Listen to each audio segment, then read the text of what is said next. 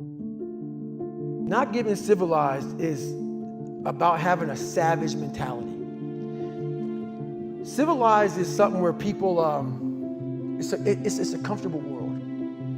A lot of us say, like for instance, I see these athletes right now who retire, I'm 38, I'm 39, I did 20 years at the top of my game, and I'm chilling out now. You see them a year later and how they look. What the hell just happened to you, dude? What the hell? You're one of the greatest athletes of all time. Kids looked up to you. Women, men of all ages looked up to you. And they hit the pinnacle where it's time to retire, and their mind says, whew, I'm civilized. The worst thing that could ever happen to any human being is they become civilized. It's that total accountability. Like even when you retire, there's a motherfucker looking at me and judging me right now, man. I was the baddest person to ever live. It doesn't go away, man. You gotta wake up, even though you retired, you never retired. You're setting the example every single day of your life. And being civilized feels so good. I'm sorry, man. Once you get to the top, you may retire, but you ain't ever coming back home, man, because now you're judged. People see you falling off. You wanna be that guy who knows I may be retired from the sport or wherever I did, but I'll be damned if you ever see me looking like shit, feeling like shit, not arriving. People, I've arrived. I've arrived mentality. You're always setting the example. Civilization feels so good. These comfortable feelings are what people want. They want retirement. They want that. They need that. It's a yearning feeling. I want it too. People love putting a label on me about, my God, man, you're just wired different. I'm not fucking wired different, dude. I'm thinking right now, after I got past my stuttering thing, now I'm on a roll, I'm good now. You know what I'm thinking about right now? I gotta fucking wake up tomorrow and do the same shit again. I gotta leave this fucking interview and go stretch out for 2.5 hours. I hate that shit. But guess what it does though? I'm constantly callousing over my victim's mentality that I once had growing up. Every day you have to do this shit. Because why? When you stop doing it, you don't just maintain it. If you stop shooting a gun, you're not gonna be a great shot if you pick a gun up a year from now. The only way to keep from getting rusty is to constantly oil that motherfucking machine. The machine exists. You gotta keep challenging it every day. How do I do it? How am I able to do what I do on a daily basis? How do I fight the demons? Because they hear me speak and I'm very raw and real. How do you fight my insecurities? All these things. And they're there every day. They're there every day. Like you said, I'm in search for a feeling. I'm not in search for a trophy. I'm not in search for love. I'm not in search for more followers on Instagram or social media. When I started this journey years ago, and I realized that I'm going to be somebody, and I'm searching for a feeling of true victory for myself, and only myself. The second I shut out the whole world and realized that one thing, that I am in this world alone. I'm fighting this race by myself. Yeah, I'm all about people, I'm all about team, I'm all about that shit, but I'm really all about right now and in my life, just like you said, no one knows the real truth about me, how hard I really go. I don't care if anybody knows. I don't want anybody to know. I'm an introvert. I live an introverted life, and I love that about me. That right there is my fuel, is I know that there's really no one out there grinding like me. And if they are, so be it.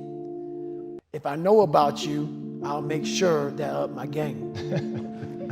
That's what the mentality is all about. My whole thing is a mentality thing. Like I told you the last time I was on the show, I viewed myself as the weakest person on the planet Earth. My goal in life was to, in my mind, believe I'm the hardest man alive. And that's why the whole thing is can't hurt me. That's what it's about. It's about whatever you think you are, you have to make that dream a reality. But that's where the hard part is making that dream reality. That's where the hard work comes in. That's where people know, how do you keep grinding every day? You have to make those insecurities, those fears. Like when I was 300 pounds, I didn't have any drive. I'm gonna go be a Navy SEAL. What kind of stupid shit is that, 300 pounds? There wasn't like a drive to go be a Navy SEAL. I was an insecure, lying kid, afraid. I had to look at my insecurities and in my fear and find drive in that. We're all looking for passion. Passion's all around you. You have a whole fucking stack of it all around you. It's your insecurities, all that shit. You gotta dive deep in that shit. It's all in there. All the energy and fuel you need is right in yourself. It's all there. You got a lot of stuff to do to overcome. And that's where I found it. I found it right there in my own insecurities. I found drive in my own insecurities. And that's the most powerful thing in the world. When you can find drive in your own doubt, fear, insecurities, you become very unstoppable. It's the truth. Who is sitting here right now today? This is the real me, obviously. But I'm gonna go I'm a very philosophical person. And I'm gonna go there with you real quick. I believe in a higher power. Don't know the name, don't know where it's coming from, don't know anything like that. But I believe that this power, and visualize with me real quick. Let's say it's a man up there or a woman, whatever, and they have a chart. And when you're born, they say David Goggins, born February 17, 1975 at 6 a.m. They write the chart down because they can see everything. They know exactly what you're fucking supposed to be. They know what you're supposed to be. You die, you go to so-called heaven. You arrive at heaven, I'm 300 pounds. I retired as an Ecolab guy, which is okay, just a job, whatever. I go up there and God looks at me and he shows me my chart. And my chart on there says you were supposed to be a Navy SEAL. You're supposed to weigh 185 pounds. You're supposed to be one of the smartest people on the planet, this, all this. You see this. And now you're in heaven, you made it to heaven, but you're like, God, I was supposed to live that life. I was supposed to live that life. And then you find out that the reason why, because we all think that if we pray on it, if we do this, if we do that, whatever, if we don't work, it's gonna magically happen for us. No. I believe that when I'm all said and done with, my whole job is to outwork the chart. Whatever the fucking chart says about me, the all-knowing power up there, I want to get up there and say, him look at me and say, I know everything. I didn't fucking see this.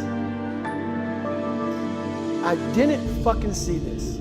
I want to feel that. I want to get to the other end of this fucking world, and however I'm being judged, whoever's judging me, to look at me and say, I did not fucking know. I had you at 185, I had you at this, but all this other shit, I was riding as you were living it.